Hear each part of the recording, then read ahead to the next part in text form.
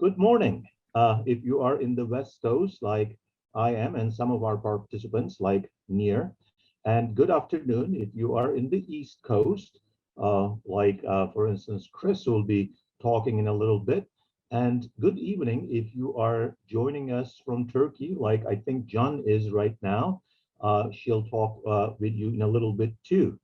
My name is Baki Tezcan. I teach history at the University of California in Davis.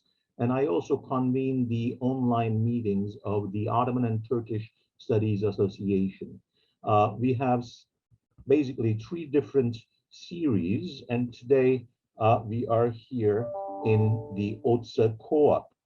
Today I am very, very happy.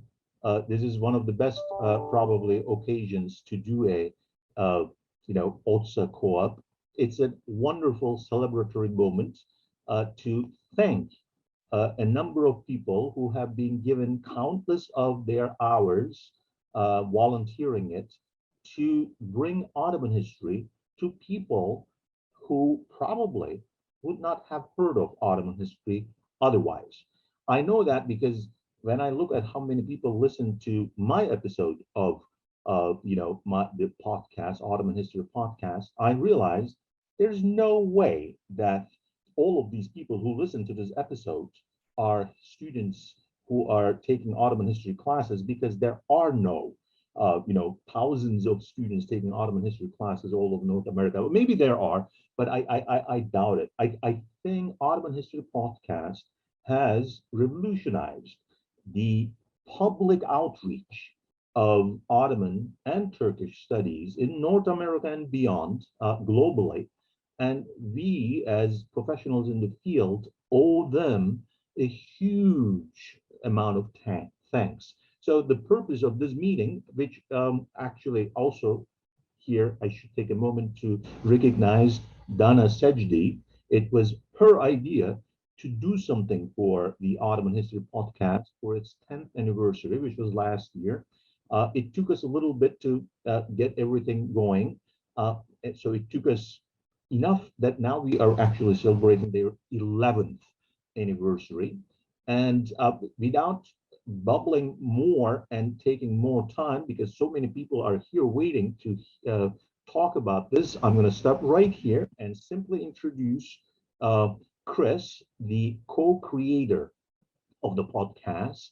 Chris Gratien is assistant professor of history at the University of Virginia, and beyond the Ottoman History Podcast, he also has to be congratulated on his very, very new publication, The Unsettled Plain and Environmental History of the Late Ottoman Frontier. Chris, thank you so much for creating this amazing, co-creating this amazing podcast for us. And please take it on here. I'll shut up right now. Thank you, Baki, for the kind introduction, and thanks to you and Dana for getting this event together. We're very excited to be here.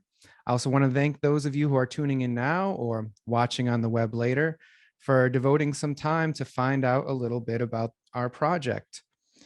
It is quite an honor to be here, even if we can't do it in person. If you told me back in 2011 that we'd be meeting in this format, I wouldn't have understood how it could be a bad thing at all. It was unlimited free video meetings with colleagues all around the world, anytime. Sign me up.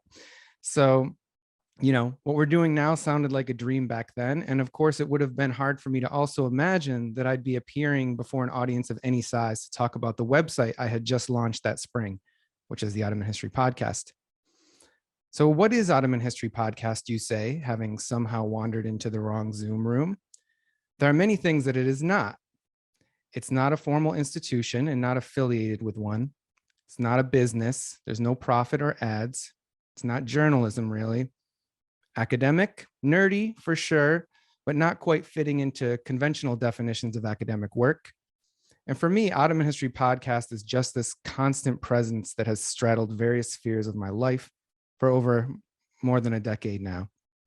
And so I'd like to tell you a little bit about that today. For the listeners in the Ottoman History Podcast audience, it's usually about the guests, like Baki.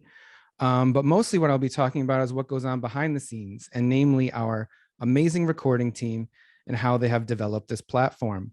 So first of all, what Ottoman History Podcast has been depends on who you ask. And that means hundreds of contributors and tens of thousands of listeners. For our audience in Turkey and other parts of the former Ottoman Empire, Ottoman History Podcast is a place to find out about new scholarship on their own history. For students in the US and beyond, Ottoman History Podcast is often class material.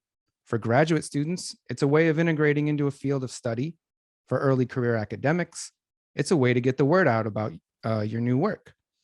And for a lot of people outside academia who write to me all the time, usually with positive things to say, it's a place where they just happen to stumble upon one thing related to one thing that they are really passionate about. One of countless topics covered in the 525 episodes we've released since 2011. Later today, we'll release number 526. It's hosted by Zeynep Azerbadigan, and she also edited it. From preparation to recording, an interview takes a couple hours, but audio editing and getting the podcast up in the blog take many more. That also requires technical expertise. And Zeynep is more than one of a dozen of our contributors who have learned to do it all on their own. Only we truly understand how much work Zeynep did to produce the 8 episodes she has appeared in to date. And so I wanted to highlight those efforts today. Zeynep first started editing audio with Matt Gazarian. Matt has actually shown a few of our contributors how to edit. He spent hours at the computer with them. He wrote up a short guide to editing that still others have used. This is in addition to appearing in over 20 Ottoman History Podcast episodes. Like many members of our team, the moments he has actually appeared on the podcast belie a much larger effort behind the scenes, a labor of love. For all of us, this platform has been what we have decided to make of it. And in figuring that out, each person has changed this platform and added something to it. Some of our early contributors used the platform to launch their own websites, which in turn helped build our social media community. Nicholas Danforth launched the Afternoon Map, a cartography blog that has, among many things, contributed a bunch of great maps and visuals to the Internet Archive of material for Ottoman and Turkish history. It's so ubiquitous in Google image searches we do, often frantically while preparing for class, you might now even take it for granted. Emily Newmeyer launched Stamboline, which has also contributed to that visual archive of Ottoman history with short articles about art and architecture, looking at the stories behind buildings and objects from the past and their afterlives today. These projects attest to the ways in which the podcast revolution that came with the internet was also a visual revolution for our field. In the early days of Ottoman History Podcast, I was physically present for almost every recording, but gradually we brought in new contributors who invested in their own equipment and began conducting interviews throughout the world. Many of the spin-off projects of our contributors have thus been podcasts that expanded the geography of our audience. Taylan Gungar was one of our first contributors to be completely independent from me for audio production. He's produced roughly a dozen episodes of Ottoman History Podcast at SOAS Radio in London. Michael Polchinski released a number of episodes on the history of the Eurasian steppe through the Wild Field podcast.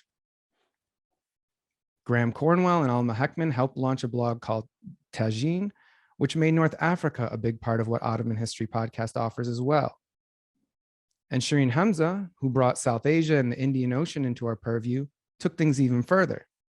In addition to appearing in over 30 episodes of Ottoman History Podcast, Shireen produced Ventricles, a limited podcast series about the intersections of science, technology, religion, and culture. I introduced Shireen to the basics of audio production while she was a grad student at Harvard in 2016. She still is. It's amazing what she did just during grad school. But then she took things in her own direction. And in the end, I ended up learning a lot about what this medium can do through working with Shireen and others. And you'll hear that reflected in the episodes that have come out in more recent years. The same could be said for our current editor-in-chief, Sam Dolby. Sam and I first worked together on the podcast in 2012, and like Shireen, he's been in more than 30 episodes since. All the while, he's worked with our team to bring up the production quality of everyone's episodes, taking inspiration from the wide world of professional podcasters. We don't have the budget, training, or platform to rival the most popular NPR podcasts out there, but in episodes Sam has worked on, you might find something even a little better than what you get on NPR. Good production with just a hint of nuance that often gets lost in the podcast marketplace. Of course, amid various developments of our platform, what we've really been doing is a lot of interviews. And each one of us has developed a different approach and learned from one another, meeting the different preferences of our audience. Graham Pitts, who has made roughly a dozen appearances on our program, has specialized in really close readings of scholars' books to carry out interviews that go well beyond the text. They're some of my favorites. Nir Shafir, who served as editor-in-chief for a year, adopted a more freewheeling approach, making sure that our guests explain each bit of the story clearly before moving on to the next question to help our audience follow along. Nir has appeared in over 50 episodes over the years, enough to make for an entire season of our program on his own. In featuring all these voices, we've worked to change the face of the field as well, not just Ottoman history, but I think the history profession in general. Through special series, such as our series on the intersections of gender and history, curated by Susanna Ferguson, who, like Nir, is a former editor-in-chief and also has a full season's worth of appearances, and Seçil Yilmaz, who has made roughly 20 appearances in English and Turkish. We tried to center themes that are often siloed or even quarantined, we might say, in conventional presentations of Ottoman history. In this regard, we've also worked to make Ottoman studies in America more connected to audiences in Turkey, where I think the majority of our listeners are found. This has included recording more than 50 episodes in Turkish. In recent years, most of these Turkish language episodes have been recorded and edited by Can Gümüş, our managing editor for Turkish language, as well as Önder Erenakgül, who has logged 7 appearances thus far. They were both kind enough to interview me in Turkish last fall, though it remains to be seen if that episode will ever see the light of day. Over the years, we've done some more random things. I've interviewed guests who have nothing to do with Ottoman history in any sense. We've released a few interviews in French, and we even released one in Spanish recorded by Oscar Aguirre Mandujano and the Force of Nature, that is Emre Safa Gürkan, who before building a media empire in Turkey, appeared in more than 24 episodes of our program. We've also worked to change the face of the field by including a lot of different voices.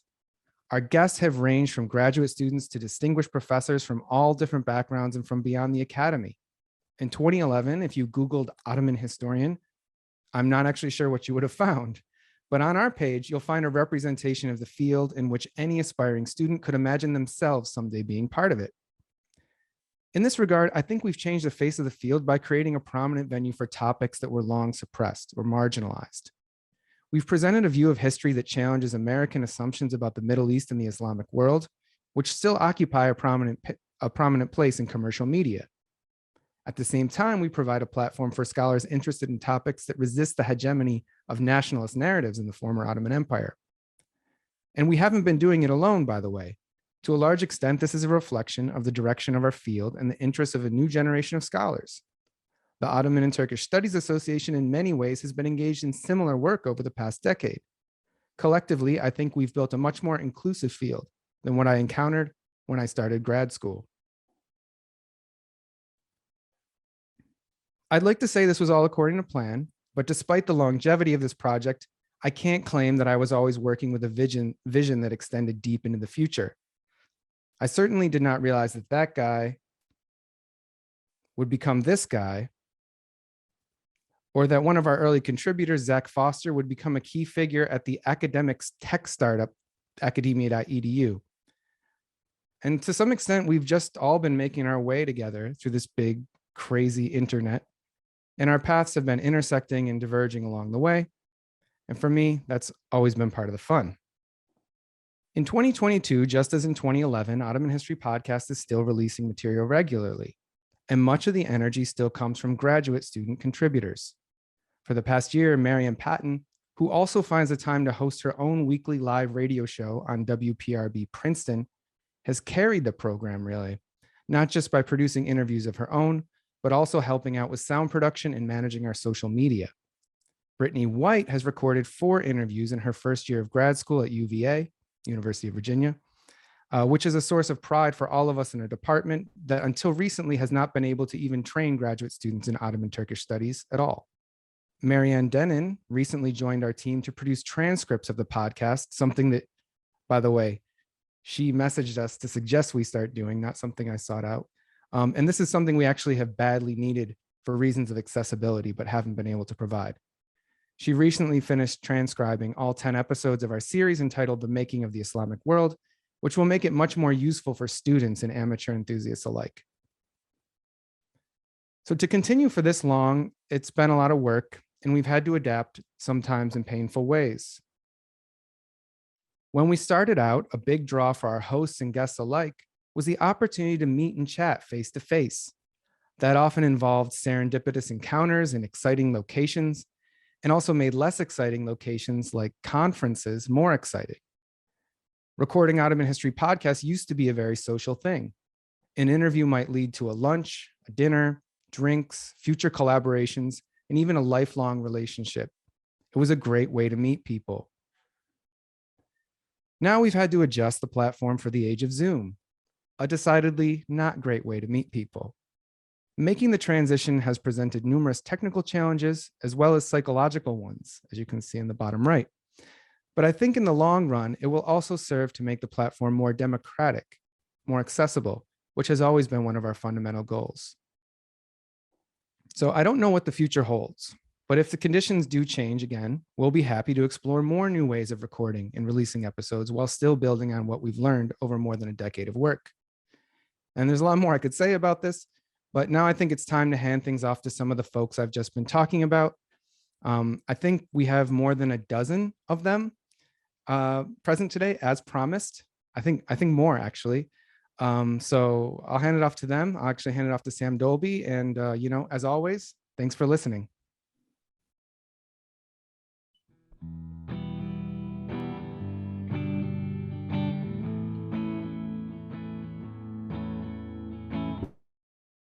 Just wanted to give everyone that little taste.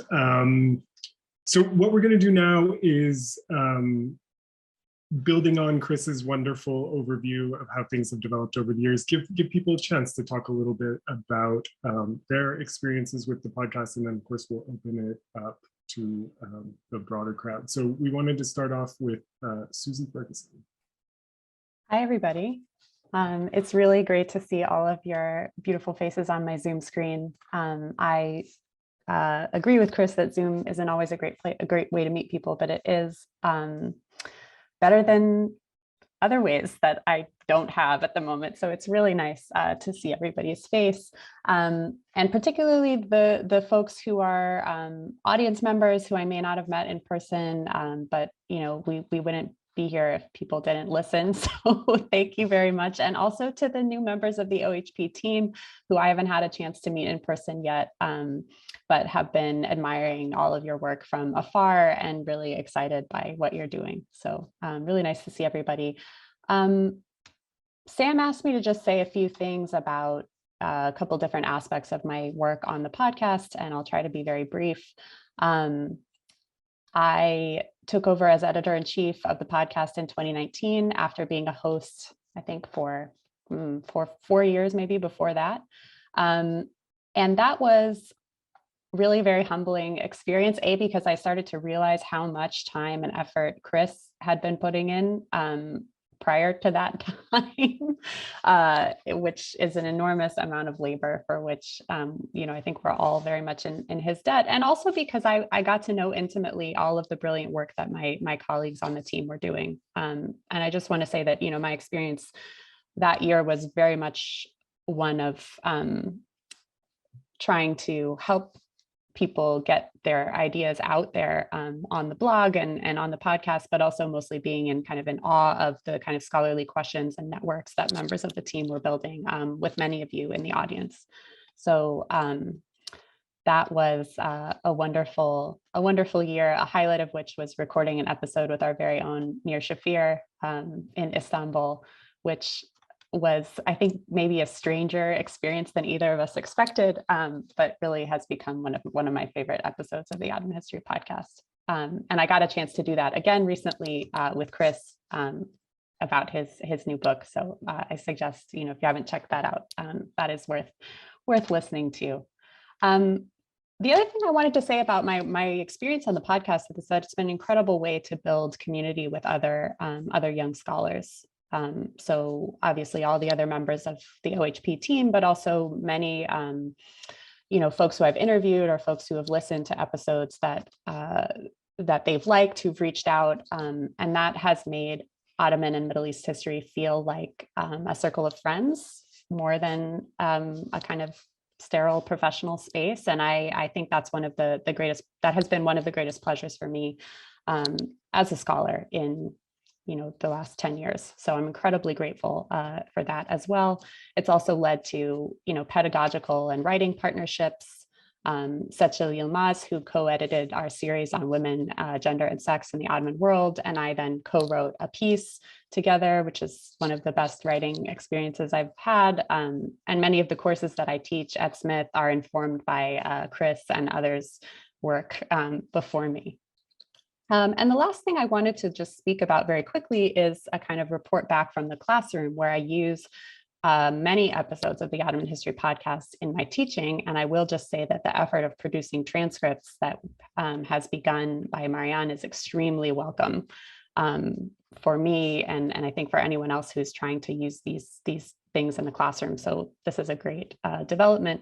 But I'll just say that my students appreciate having a way of interacting with scholarship that is more casual, more, in many cases, more accessible, and always, I think, more fun than reading monographs. And I'll just say that very recently, I taught Chris's episode from Mesa a few years back on narrating migration, where he brought together a couple of different, he and Reen Bailouni brought together a couple of different scholars. And my students just loved the idea that, I mean, and this, again, maybe is old news to us on the screen, but new to students, that scholars are real people, that they have senses of humor, that they kind of argue and poke at each other in person, and that they share really kind of intimate ethical concerns about the production of knowledge in spaces like the conference, but also like the podcast. So it has been, I think, enriched certainly my teaching in Ottoman and Middle Eastern history. And I'm very grateful for all your work, for all your listening. And I look forward to hearing what other folks have to say. Thanks, Susie. We're going to turn now to Nir Shafir. Hi, everyone. I'm Nir. There might be a baby screaming in the background, so I apologize for that. I was an editor-in-chief in 2018, and I basically was the first editor, I guess, after Chris. It was kind of a transition to see if this podcast could kind of survive without Chris doing everything. And I guess it did, but I still want to say that it's really, I just want to highlight just how much effort and vision Chris and many other now of the editors and people of the podcast, people like Sam and Susie and Shireen, have really put into it, and Matt, of course. And there's all these new team members, which is great, and I'm very happy for that. And all I can say is that my own role is very small, and often I get asked, how did I get involved in this podcast? And I have to say, I remember when Chris was making this up in a dorm room in Boğaziçi at the Super Dorm, and I just thought it was the most ridiculous idea. I was like, why in the world would you want to listen to graduate students talking to each other about Ottoman history? But despite that, he kept inviting me and pulling me into these interviews. And then eventually I got hooked. It's Chris said, partially to meet people, partially because it was exciting to deal with people's ideas, to think with them, to have them, figure out the best way of explaining something. And it always broadened my horizons, things that I disagreed with or I hadn't thought about, my mind was open to them and I was able to integrate them in new ways. And in this sense, it also taught me how to explain my own ideas. And even though I'm actually a horrible interviewee, I get extremely nervous. I'm much happier interviewing people, but that's life. One of the things I wanted to say, one small thing, is that one of the things that I learned from this process of being involved is, I think Chris pointed this out, is this question of equity especially equity and digital labor and content creation and whatever it is that we're creating with this thing called the Ottoman History Podcast. You know, and when Chris started this and other people started in the initial moments, it wasn't something major, right? Podcasts weren't commercial. It was to some degree a labor of love. It was a way of getting information out. And now they've become a gigantic, I'm sure, billion-dollar industry. Everyone has a podcast and so forth. And I think many of the practices so inequitable practices which characterize our society today are then just reformulated for the podcast or other media scenes. And I think there's a lot of behind the scenes work in making sure that there's a lot of equity in the nature of this podcast in terms of, you know, the work of editing. It's always fun to record an interview. It takes much work to edit it. And this is one of the reasons, for example, why I've been less productive in recent years, because I just know that I can't devote that much time to editing all the podcasts that I make. But also, as Chris pointed out, equity in guests, in always making sure, always keeping in our mind, you know, is this reflective of the field? Are we having equal say of voices in the choice of guests, in the choice of hosts and everything? And, you know, it's never been an explicit thing, but it's always there in the background. And I've learned a lot from that process of trying to run the podcast in the most equitable fashion and thinking about it. And besides, a big thank you to Chris and to everyone else heavily involved who, as Susie said, you know, it's almost like a family or a group of very close friends who I look forward to seeing in person whenever I can. I'm always also worried about, you know, not worried, but concerned, anxious, interested in the future of what the OHP will be, especially now that we live in a world in which is saturated by podcasts, in which every other dude or dudette has a podcast. And with that, I'll stop my comments. Thanks, Nir. We're going to turn now to John Goosh. Hi, everyone. So my baby is crying. Sorry if you hear the sound. My name is Can. I am OHP Turkçe's managing editor. I have joined OHP team in 2018 and recording podcasts since then. It's great to be here today and celebrating OHP's 10 years. I have been thinking about what to share with this great audience and decided to talk about what OHP means to me and how it contributed to my intellectual, personal, and professional development. As some of you might agree with me, everybody knows history in Turkey, and they have very strong opinions about certain issues of Ottoman and Turkish history. I think Ottoman History Podcast does a great job in perplexing these people, both in terms of showing them the wide array of subjects that can be the subject of history, and also providing them with fresh perspectives and or new questions on subjects that they think they know quite well. In this way, I think OHP is a great public history project for me. OHP also created great opportunities for me to develop my own research project. The only person I know from the team was Sam before joining the team. Thanks to the collegial environment of OHP, I had the opportunity to know more about their PhD projects, their research and publication. Also, Susie, Matt, Chris, and Sam were also kind enough to teach me how to do the sound editing. And believe me, that took lots of effort and patience. Similarly, recording podcasts is a great opportunity to read new books, articles, that is outside of my field of research. I recorded on a wide array of subjects, including games, missionaries, female commissioners of early Ottoman world, and so on. To be honest, these are the books I would not be reading otherwise, because I think I would be focusing on my PhD research. And I think that's enriching my PhD project in ways that I wouldn't expect. I also would like to mention how OHP contributed to my professional practice. At Boğaziçi, I teach modern Turkish history classes to undergraduate students, and this is a compulsory course for all departments, and students are not enthusiastic about it, as you might imagine. After joining OHP team, I started assigning relevant podcasts as icebreakers, and it was a huge success, to be honest, in terms of overcoming the prejudices of national historiography in Turkey and providing the students with new perspectives. For instance, I see Yiğit Akın among the audience. I assign his podcast while talking about World War I each year, and ask the students to tell me about one thing that they didn't know before listening to this podcast. And they tell great stories, actually. And the feedback is the same, more or less. They all say that the way Yiğit Akın talks about war is not what they learned at high school. I think OHP's episodes, this can be said for, I don't know, for other podcasts, for instance, on gender and other issues.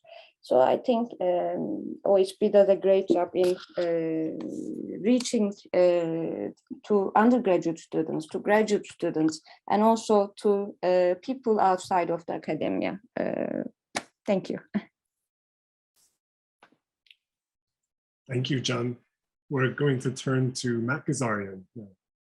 Thanks. I will keep my comments brief. I just want to say thanks to everyone for being here. And for me, the podcast has just been a wonderful way to build community, to collaborate on non-traditional academic projects, and explore all these different ways of teaching.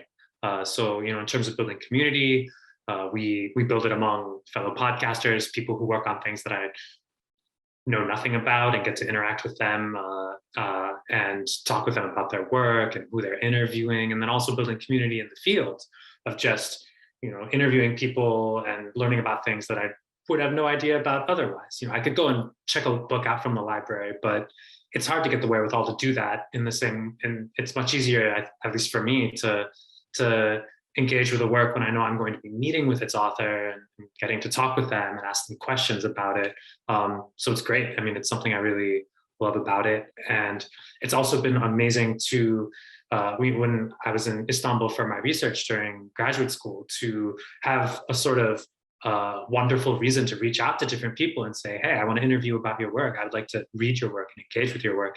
And likewise to collaborate with colleagues there.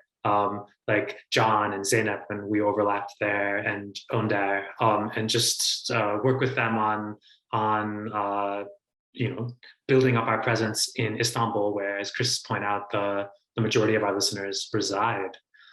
And in terms of teaching, we've all worked really hard to learn all sorts of different skills that go into producing these episodes and our presence online. And, we're constantly learning from each other, and we're constantly also trying to work to get the word out on what other people are doing in Ottoman history. And so, there are our new podcast producers here that, other people have mentioned. I haven't met either, but I love their work. And again, just getting to see this different approaches and interviews with people I didn't even know were producing work, and now I'm aware of Circassian Muhajirs in the Ottoman Empire, cool work going on there, and great interviews going on there. Stuff like this is really exciting to see. It kind of pops into your podcast feed, and it's a joy.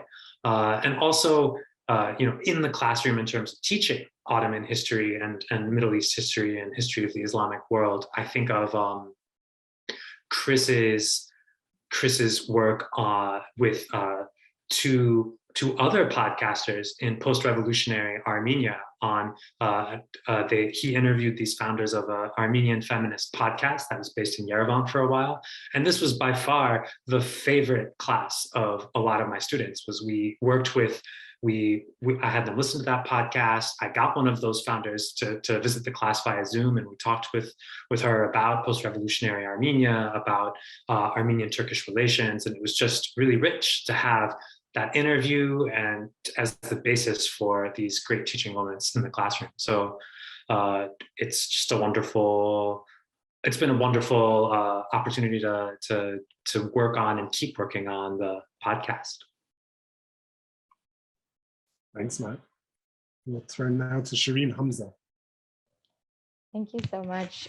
This has been so wonderful so far for me to learn so much more about, the history of OHP, as well as the new generation. So welcome everyone who's new, and it's so great to meet you.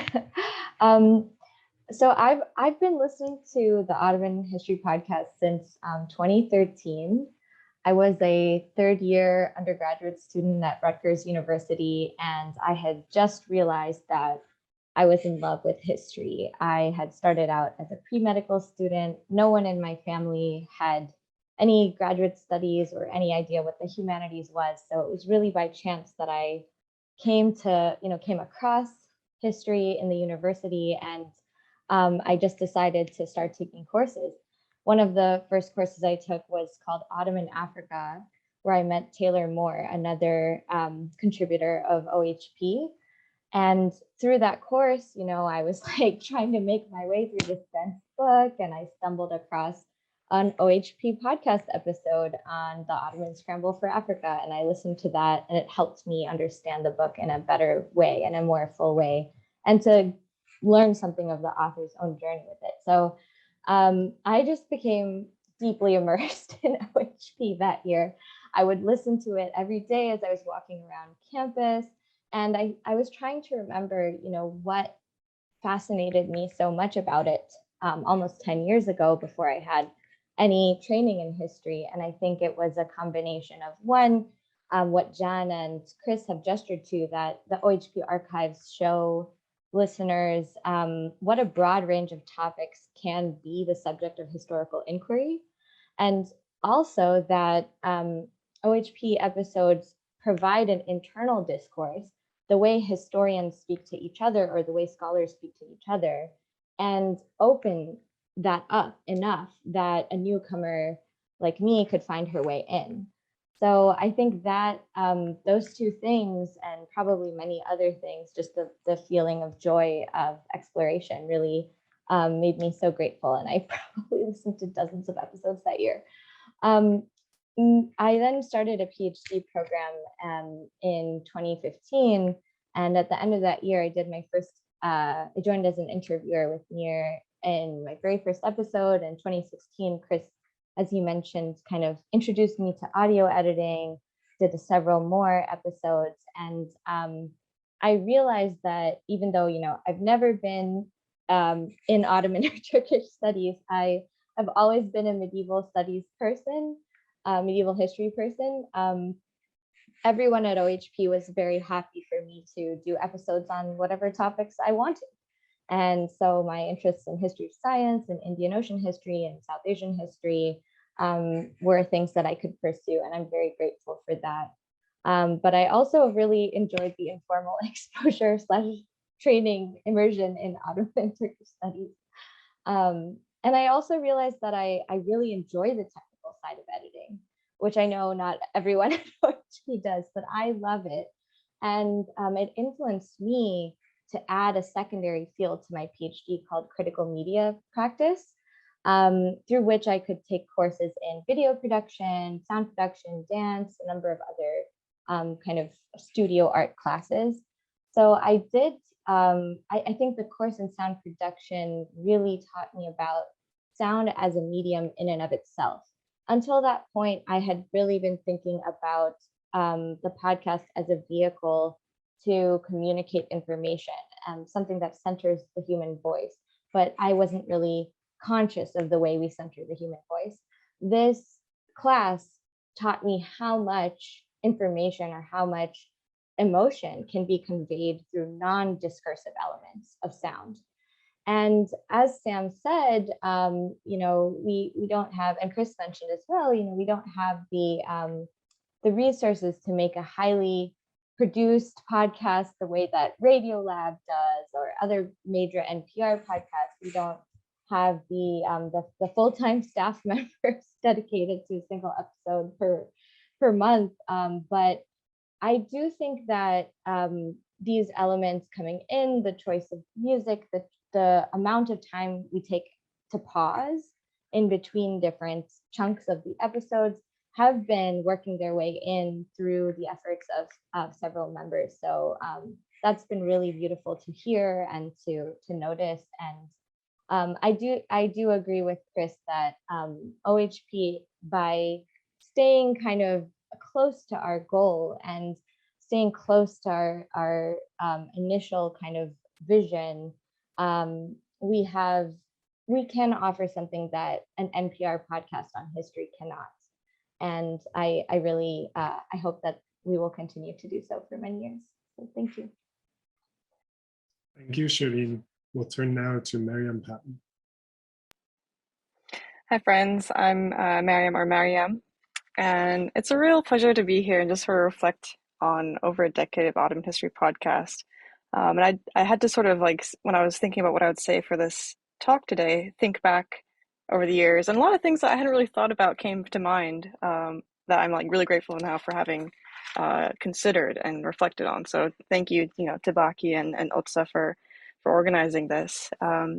I joined, so to speak, my first year of the PhD, so like spring 2017, and by that I mean Chris and Shireen dragged me along to an interview with Elise Burton where I proceeded to just sort of sit and watch what was going on, and I chimed in at one point with like a single question, and that made it onto the podcast, and so I got a credit and everything. I was like, oh, okay, like I guess I'm part of the podcast now, and it's basically continued ever since. And having been with the podcast in various different ways, some years more intensely than others throughout the PhD, it's been interesting to reflect on like not just the changes on me and my work, but also like changes in Chris, who's become like a dear friend of mine. And when I started, he was still at that very like it's my baby stage, and watching him learn to let go and kind of relax a little bit, I think was very good for him. And so I'm very healthy. So it's been fun to sort of go with that journey with him as well as a friend. Part of why I got or was interested in joining the podcast was my background in audio production. I was and still am a radio DJ. And I remember Chris kind of wanting me to draw more on my DJ personality in interviews sometimes, like cultivate that radio persona. And I can't say I've ever been very successful about it with Ottoman History Podcast. And I think that's because in Ottoman History Podcast, as the host, that's, my academic personality as well. I don't want to come across as like someone different in my Ottoman History Podcast speaking in the way I do with my radio personality as Captain Ahab. So that's I still kind of try and draw on that radio background in some ways. I think largely with kind of learning to let go and be a bit more relaxed about the interview at times. I remember starting off, and maybe still to this day, a lot of effort goes into capturing the sound really clearly and cleanly, and making it sound really nice and clean and tight, in post-production especially. And in live radio, that doesn't happen, like if there's like something falls over and makes a noise, it's there, it's out in the world, it's live radio.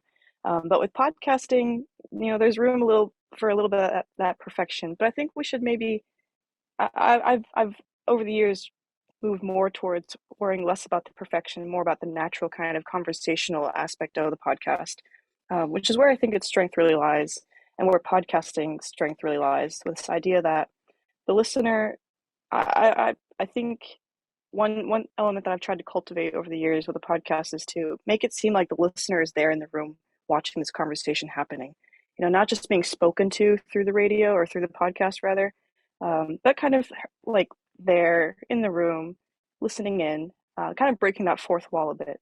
And I think that has a lot to say about like the rise of podcasting in general, especially with the decline of radio kind of synchronous with that.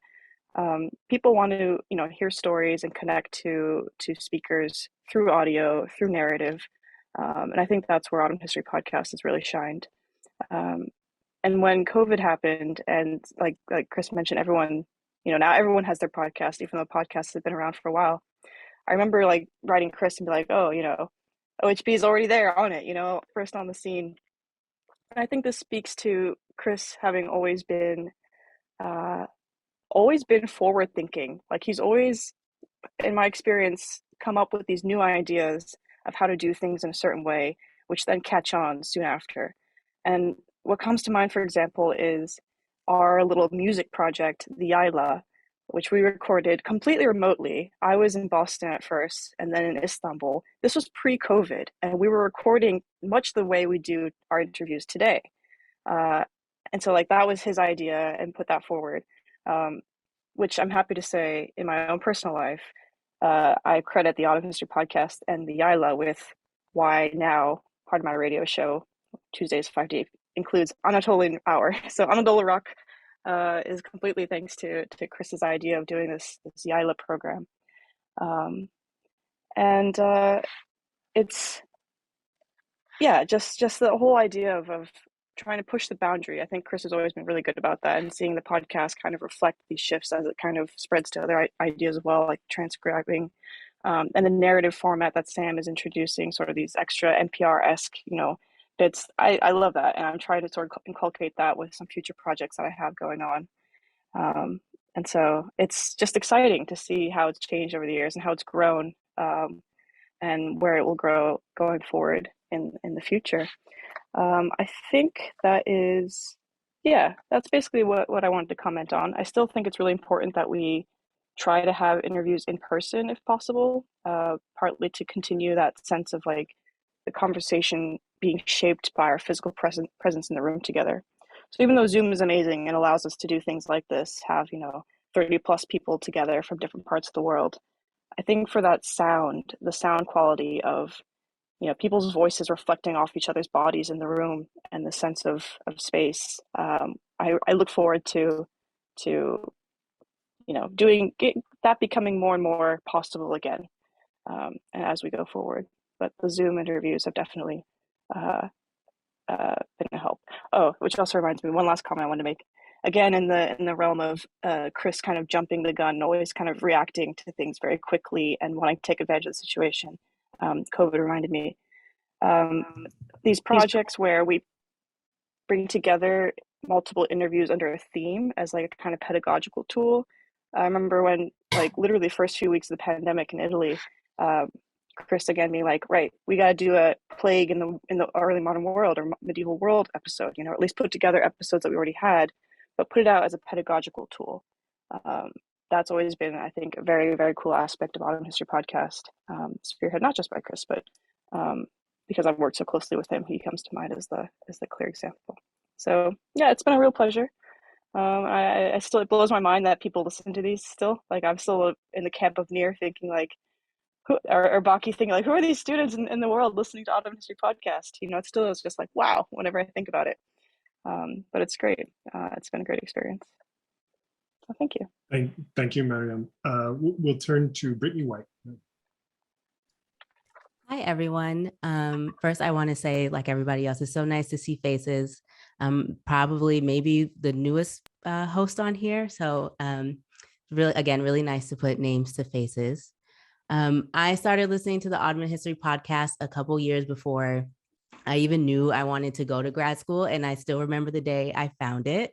I had just finished listening to all like my weekly podcast that I subscribe to. I was in that podcast lull. I don't know if anybody else gets that. And I was looking for something else to listen to. I was interested in Turkey and Turkish history. And so I figured, I'll type the words Ottoman into the little Apple podcast search engine, thinking I'd like catch a stray episode of some random history podcast that would have an overview of the Ottoman Empire that I could listen to. But to my surprise, the Ottoman History Podcast came up.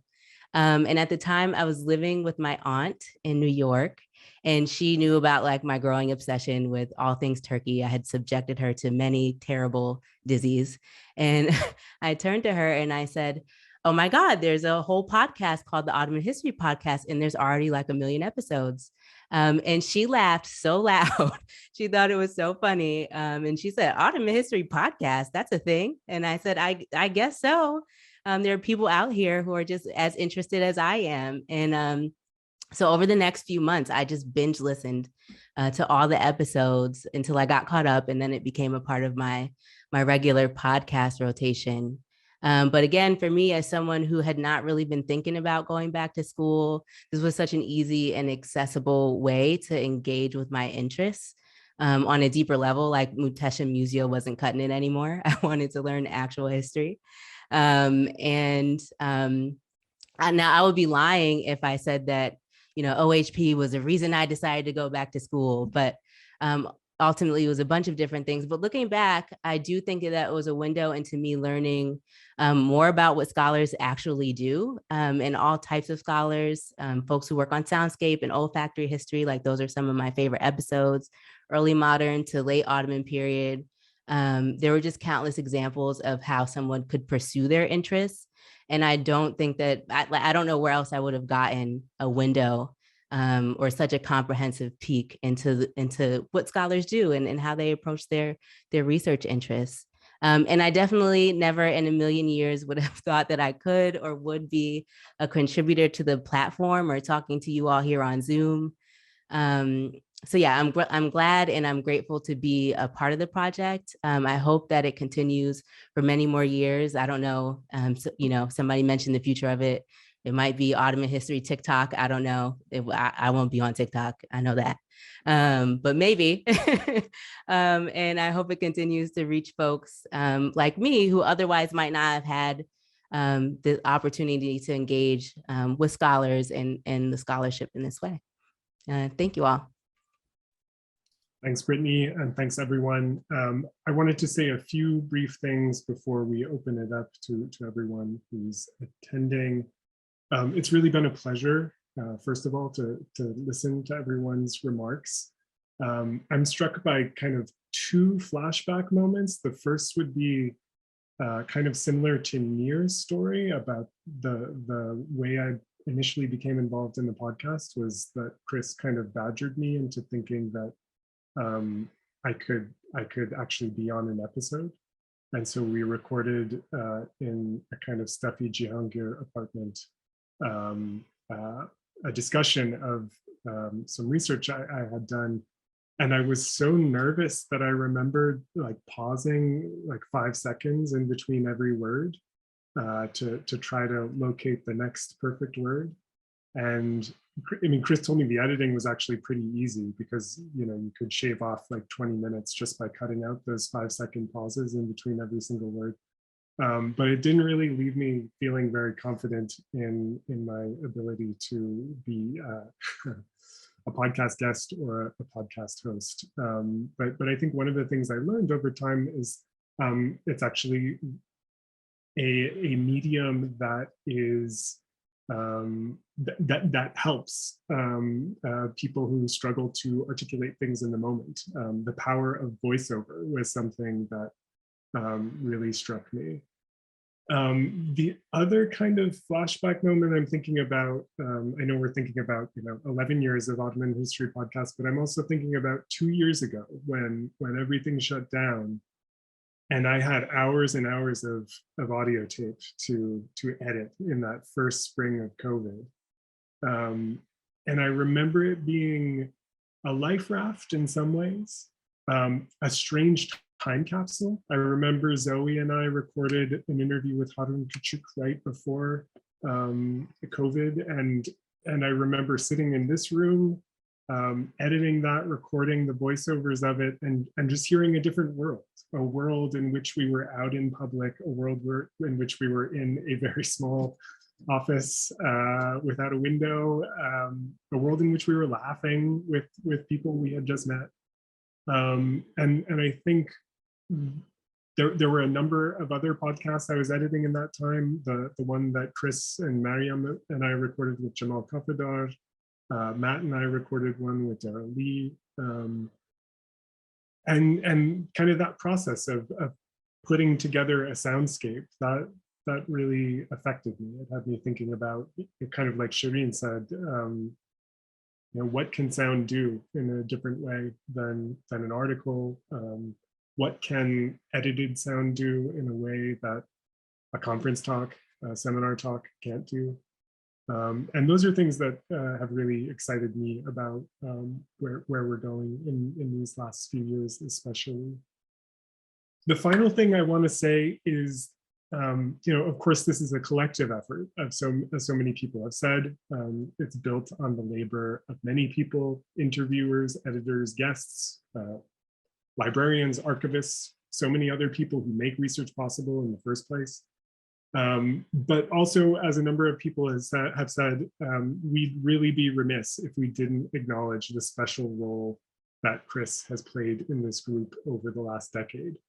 We can call him a founder, we can call him a shadow editor-in-chief, but that really doesn't do justice to a person you can text at almost any time with a question about a microphone or audio editing software or Ottoman history. Someone who sometimes will tell you the very straightforward thing that you don't really want to hear, something like a microphone works best when it faces your face. Sometimes that's what you need to hear. Sometimes it's much more complicated. So his work has included troubleshooting on that level. It's also included graphic design. It's included coding. It's included attentiveness to changing Facebook promotion policies. And also, as a number of people have mentioned, it's involved cajoling many people into being part of this project. And I think most importantly, encouraging people to pursue their own particular styles within it. And so I wanted to recognize Chris in particular for his important work as a community builder. We're here today because of so many people, but especially because of you. Yeah, I also wanted to say, Sam, thank you for being editor-in-chief the past few years. One of the things I learned is that not a thankless task, but it's the person who has to make sure that there's an episode going up every week or so. You ultimately have to put in that effort, and you're very modest and you saved yourself for last and you didn't speak very much, but I know how much work you put into it, and we all appreciate it. Thanks. And so with that, we wanted to open it up to the crowd. I know we have a number of team members here, Marianne, Graham, Zoe, I think I saw Zainab earlier. So we'd like to open it up to people's questions, comments. I know we also have many people who have been guests on the podcast, many people who use it in the classroom. So please. I have many questions, but I don't want to take more time than fair. And that is, are you familiar with other areas coming up with is there just such a thing at Habsburg or something like this, or was Ottoman History Podcast one of the very first that appeared in the podcast scene for a major regional area history podcast? I was listening to a podcast about environmental history because I'm an environmental historian when Emra and I started recording in 2011, and it was kind of unique. It had funding. It was a special kind of production. It wasn't very common in academia. I have to assume now, we have the New Books Network, for example, that interviews literally every person who writes a new book. And so now it's quite ubiquitous. So the only thing that distinguishes us is our particular production style, our attention to the things that Shireen was talking about, sound, or that Mariam was talking about, making quality radio. Otherwise, yeah, Baki, there's no limit. If you check iTunes catalog, there are so many history podcasts about every little topic. But what's interesting is most of the popular ones are not made by historians. And every time we crack the top 100 on iTunes in the category of history, I'm excited that we're the only ones who are actual professional historians making this content and featuring the voices of really informed people in every episode. That's amazing. Thank you. Thank you so much, Chris. Let me say a few words and appreciate my gratitude to the creators and contributors of the Ottoman History Podcast, many of whom I have the honor to call my friends. Pardon me if I'm being a little hyperbolical, but I think the Ottoman History Podcast is the single most important thing that happened to the Ottoman studies in the last 10 years. As simple as that is. Let me justify that. As you know, our field has been transforming since at least 1990s at a revolutionary pace. But it was transforming in silos. We were disconnected in subfields. Each of the subfields were transforming dramatically, but we were doing this in kind of disconnect from one another. And more importantly, our field was transforming in almost complete disconnect from the broader audience, be it an English reading audience or Turkish reading audience, but almost complete disconnect. Ottoman History Podcast help us to overcome these barriers. It help us to put us in contact with one another. It help us put in contact, more importantly, with an enormously broad audience.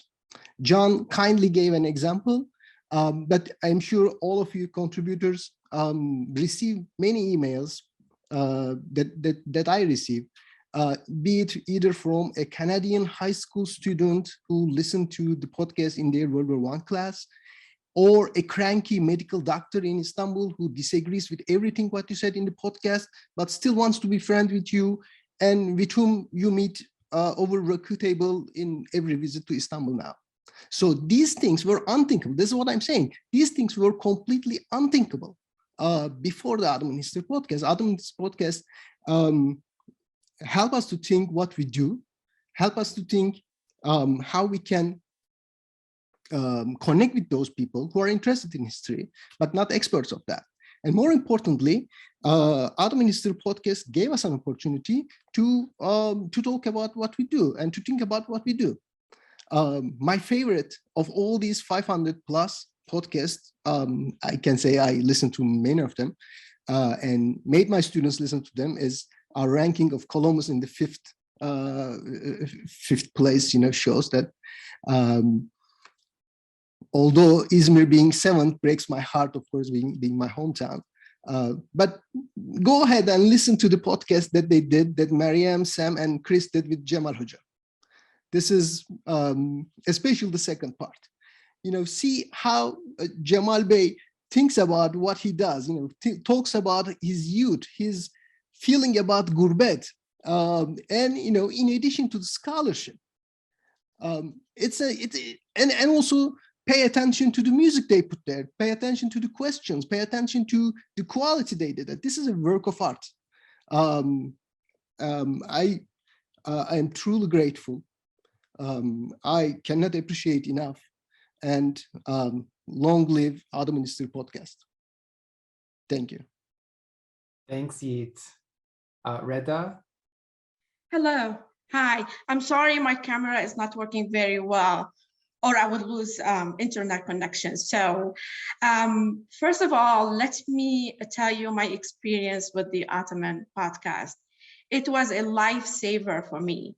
So I did some graduate research on the Ottoman Empire. My focus was on Tripoli in Lebanon. I left off in the late 1990s when professors Joseph Tucker, Margaret Merriweather, Jane Hathaway, Leslie Pierce, all these awesome women were writing amazing stuff about gender dynamics in the Ottoman Empire. And I stayed at home with my kids and raised them until 2014. And I'm like, okay, we need to go back and do some more research. And I am at an institution that does not have Middle Eastern program or Ottoman program or Ottoman or Middle Eastern professors for that matter. So I was kind of like, trying to find my way and start Googling, some keywords. And by serendipity, I stumbled upon the Ottoman podcast. And let me tell you, when I heard, the soothing voice of saying, hello, I'm Susie Ferguson. And, the relief that I had when I started, listening at one podcast after the other. And the first one was by Zoe Griffith, when she was talking about the mulberry trees in Tripoli, Lebanon. And I'm like, okay, now I can breathe again. There is like, I can stay in the PhD program and, continue doing some research. And it started all over, from there. And the last comment I want to make is that I am very grateful for all of the bibliographical suggestions at the end of every podcast that, I will go in there and start Googling for some works on, gender, Arab, Ottoman word, etc. And those were many times lifesavers, at an institution that I didn't have any academic support. So thank you so much for all you do. It's very appreciated. I couldn't work on my PhD without all of y'all. I'm in Texas, so I'm gonna say all of y'all's work. Thank you so much. Thank you. Nice to meet you, by the way. Of course, you all know that I'm very grateful. I've said that in person.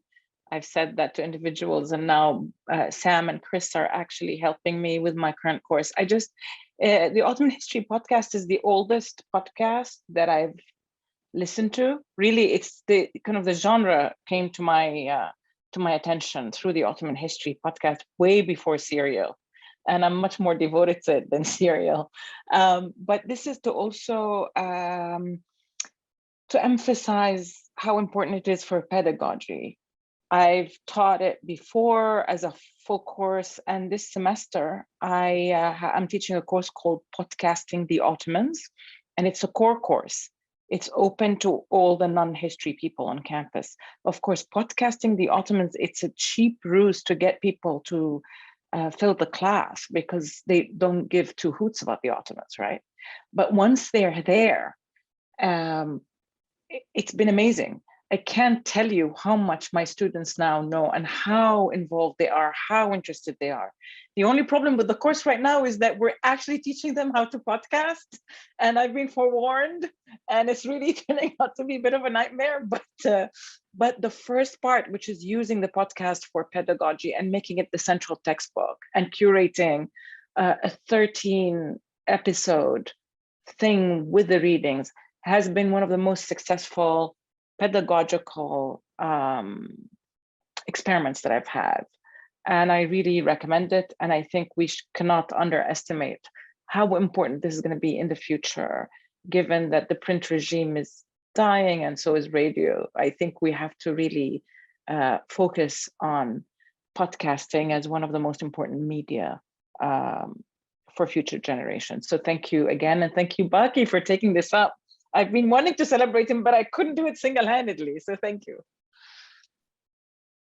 Thank you, Dana. Thank you so much for thinking about this and making it happen by creating a list and everything. Thank you. I really, really appreciate it.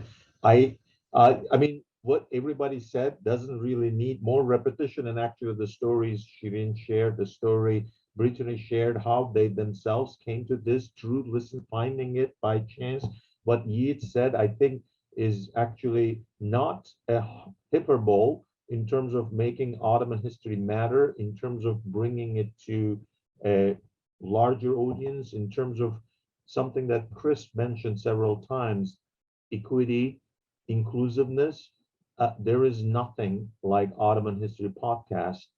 In a sense, Ottoman History Podcast sort of serves the field by creating a set of maybe best practices for all of us to consider as we do our things.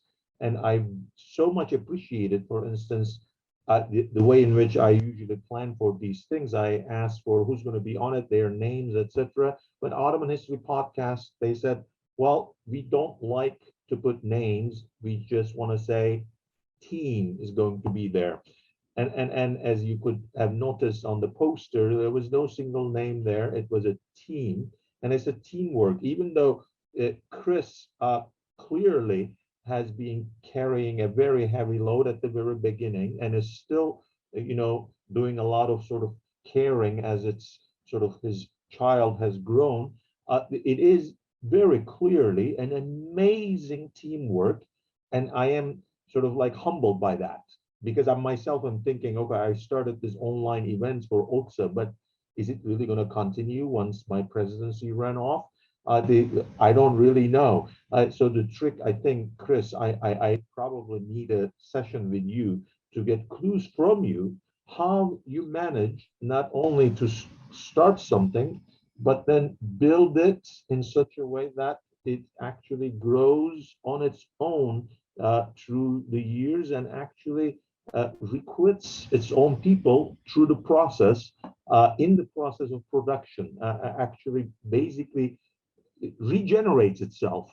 It's amazing to watch all of these remarks in a series, because anybody who watches this can see you move from one room at a university into different rooms, and then into other people's rooms who listen to you. And then those people, some of them actually came and became producers.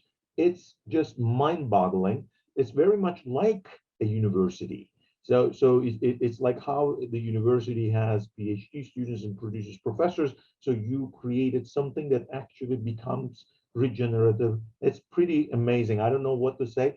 I'm going to, therefore, not to say more and take more time, I'm going to just shut up here. But there are a lot of chat comments, and perhaps we might want to read some of them because they don't get recorded in the video recording. So it's just an idea that I suggest. And in the meantime, other people who would like to say a few things, please raise your hands. One of the things that was consistent throughout all these different phases is the goal was to release a podcast every week on average, and to make each one as good as we could under those constraints and make the next one better. And that's how it got built, sort of a brick by brick story. I don't know if that's applicable to other things, but that's exactly how what you described happened. If I had a 10-year plan, or if we had tried to devise a 10-year plan, I don't even think the plan would have got finished. So, it's kind of what I think about that. I just want to express my gratitude first to Baki for organizing this, and to all of you for making the Ottoman History Podcast. I'm an anthropologist and I'm Ottoman adjacent, so I dabble in Ottoman history. And so the Ottoman History Podcast has been so much of a resource for me, to just being able to kind of keep up with what the debates are and know some new works without having to do all of the kind of heavy lifting of, keeping up with the whole discipline. So I'm really grateful for that. And I've also learned from the Ottoman History Podcast also about, how a good podcast sounds like, to a large degree, an academic one particularly, because I also listen to quite a bit of podcasts, and I find the Ottoman History Podcast is one of the ones where I actually feel it's kind of much more professionally done, and the sound is always good. The music, it's edited, it's not just goes on and on and on. And I really appreciate the kind of labor that this takes. And for your generosity. I mean, I met Chris and Sam and Matt and a lot of you a couple of years ago in Boston, and the kind of kindness that you've showed and interest has been really wonderful. So, and last thing, I've also used a bit of the podcast in my classroom last semester, and particularly Islamic law one, and the students loved it, and some of them turned out to actually have known a little bit about it, but other ones said things like, "I've become obsessed with this podcast." So, turning on more people onto it is kind of a pleasure. So thank you for all the work you've done, and that you've been awesome. So thank you. I want to echo Neda's thanks and gratitude to both Baki and everyone who's participating in all the work that you have all put into these episodes over the years. I too use them quite a bit when I'm teaching. And so I'm apologizing in advance because I've been in and out of this because I had work-related calls that were coming in. But one thing that I realized this year as I was using a lot of the episodes in teaching, and maybe here you'll see my background from years ago in fundraising, was that I've been using these podcasts for so long and had never really considered becoming a donator or making regular donations. So I don't know if this has come up, but if it hasn't, or if it hasn't, maybe I would like to encourage people to start donating, because I realized a lot of the costs, when Chris was talking about training all of these people to produce episodes or to start producing doing podcasts on their own, the mics, the equipment, all of that stuff that goes into all of that. I kind of really I knew it, but I didn't really think about it. And I was like, oh, I can give $3 a month to this, and maybe that's also something that this is a good opportunity to think about, encouraging people to do that if they can, people, who are in, especially, TT jobs and stuff like that. Because I realized there's, the generosity is amazing. There's so much labor that goes into it. And then all that, the technological component of it. So sorry, this was not like, nobody asked me to do this, but I just realized myself, I was like, why haven't I been doing this? I should be doing this. I should be contributing, And so I just want to thank you all for the work that you do, and also say how much my students enjoy these podcasts, and how great it is for all of us as a resource to kind of to hear about stuff that we don't necessarily have a chance to read, in the ever expanding pile of books that we ambitiously buy and then don't get to reading. Sometimes it's really nice to be able to hear, and also to hear kind of like some of the stories that people share, in the podcast that they might not in writing of their articles or their books and stuff. And I really enjoy that, getting a sense of the historian behind, the actual volume, stuff like that. But I'll stop talking now. But thank you all again. It's really nice to see everyone. Oh, one last thing that I want to say actually is that the other really nice thing about this, and it's so nice to see everyone, and I don't know if other people feel this way, but the last few years has been like a strange time in Ottoman history. And this is one of the endeavors, and maybe because it is so grassroots and has come up through like the excitement that people have for what they're doing and wanting to learn about other people's work. Like, it's really nice to have this reminder of like why we are in this field, and like that we're surrounded by other really cool, interesting, generous people. And so I actually am really grateful for that, because there are times that I've started to feel like, oh, I'm not sure why I'm in this community of Ottoman historians. So it's nice to be reminded that it's like full of actually really great people. So, all right, thank you.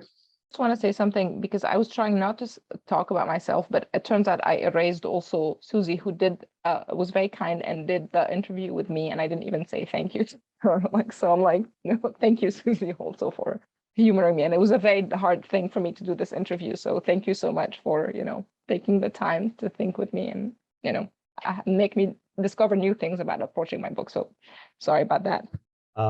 If you don't mind, I'll just read a couple of comments. There are many here, but Helen Piper had to leave.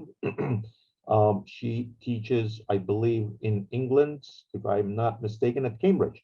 A lovely celebration of this wonderful institution. The OHP saved me in the months where the baby slept only in a stroller. Unfortunately, I have to go. Thanks to all of you for bringing the podcast into existence.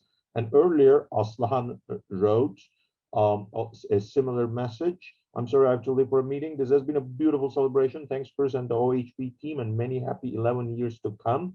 And then there was one episode suggestion from Hristiyan Atanasov, who joins us from Bulgaria, an episode in the Ottoman archives here in Sofia, Bulgaria, and he congratulates everyone.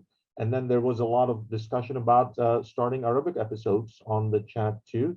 I guess the team could perhaps consider some of these ideas. And also, I'm always happy to hear about how we can make this online meeting format survive also in the long term, because I really need advice as I'm looking into, in a year and a half, I'll be done with my presidency, and I would love to have this format to continue to offer a sort of a venue for people who are not in major institutions, who don't have a lot of funding, but would like to get together to talk about Ottoman history and other things to continue. So Ottoman History Podcast is an amazing sort of trendsetter, and I'm hoping the team might give me some ideas in the coming months, perhaps over email or something.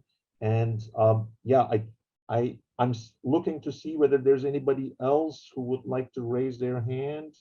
I have a question. Oh, please, Nir, go ahead.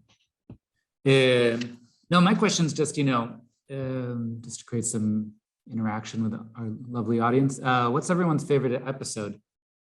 Whenever I go back home to see my parents, or the neighbor comes in and somehow she found out that I'm on this podcast, and she comes up to me and she always says, love that Ottoman History podcast. I listen to it all the time.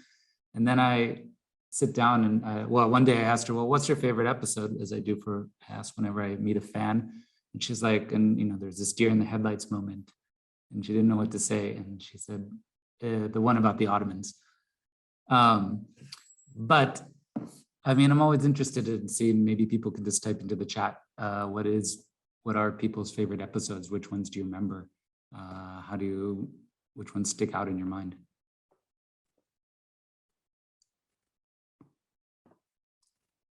See, Turkino and podcasting, feminism and post-revolution Armenia.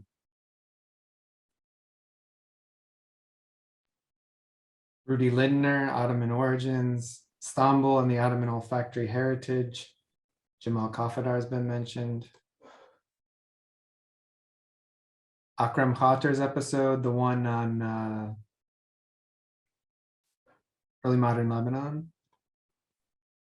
Graham, thanks for the shout out to the Komitas episode. Sylvia El Ajaji, Armenian music and diaspora. Emma wants more senior scholars. Try our best. They're tough guests sometimes. Donna, you have your hand up?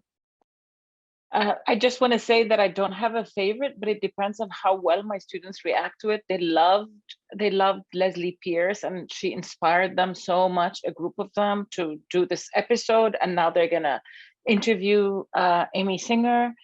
Some of them loved the most recent one by Alan Mikhail, and they started thinking about the Ottomans in very different ways. So it really depends on how it works with people who, what they need and what they want to get out of it. My all-time favorite is one that Chris told me about, which was Pugliano. Any of you had done the interview with Pugliano about Venetians basically in the Mamluk and Ottoman world. And I looked her up and became friendly with her, but unfortunately she, I think, left the area. She's very, very smart and wonderful. I told Brittany this, but I actually really liked her interview with Kazale. That's the one that sticks out in my mind most recently, is one of my favorites. That one was fun. If nobody has read the actual book, it was like a good read. No, I was surprised. I didn't read it at all. I Yeah. kind of knew about it, and I was like, after this, it was one of the few interviews where after listening to it, I was like, wow, I want to read this book, and I did. It was a great book. I hope some of you could be in person at Mesa when we have an annual members meeting, OTSA members meeting, and then maybe there we could do in-person celebration too. If you're planning to be there, let me know. I'll order a cake. Of course, it's not going to be enough to divide it by all the people attending, but I'll make sure to have a cake so we can also, blow some candles. By then, it's going to be 11 and a half years, I guess. Thank you so much for bringing this podcast to us and keep working at it for so long. Thank you so much. And Chris, do you have any last things to say, or anybody from the team do you have any last things to say before I close? Just my sincere gratitude to providing this platform. It was a Zoom meeting I was really looking forward to, and I'm kind of overwhelmed by all the memories and feedback and all the things that I didn't know about this. So yeah, it was great, Baki. Thank you. Thank you, Chris, and the amazing team. You are really an example. You remind us, sort of the generation that didn't have this sort of interesting work ethic, working together, cooperative production, about, as I said earlier, best practices and how we should think about our own relations in the field too. You are teaching us. Thank you so much. And for all of you, please keep OTSA in mind in your radar screen while you're looking for events. I send monthly announcements of our upcoming events. We have one right next Friday, and then there will be some others in May. I introduced them at the beginning of this episode, and if you will receive monthly email reminders about them as well. Thank you so much for joining us. Thank you so much. Thank you.